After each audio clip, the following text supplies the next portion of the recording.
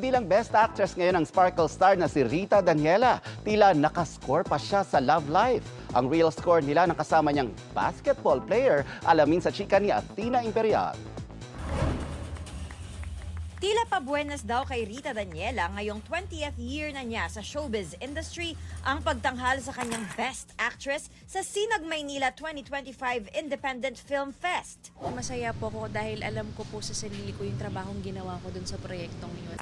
Malaki ang pasasalamat ng singer-actress kay Direk Joel Lamangan sa tiwalang ibinigay sa kanya para sa winning performance niya bilang guro sa pelikulang Madawag ang Landas Patungong Pag-asa.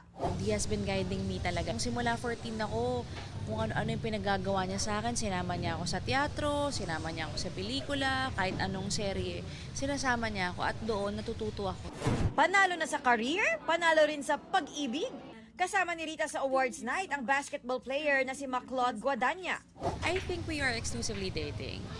I think we are, yeah. We're really enjoying each other's company talaga.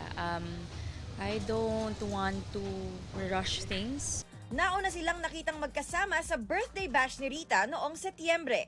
At kinabahan din ako. Never po akong nag-flex ng tao actually, publicly. Hindi ako makapaniwala that everyone feels so happy for me and for us. In good relationship din daw sina Maclaude at anak niyang si Uno. Athena Imperial updated sa Showbiz Happenings.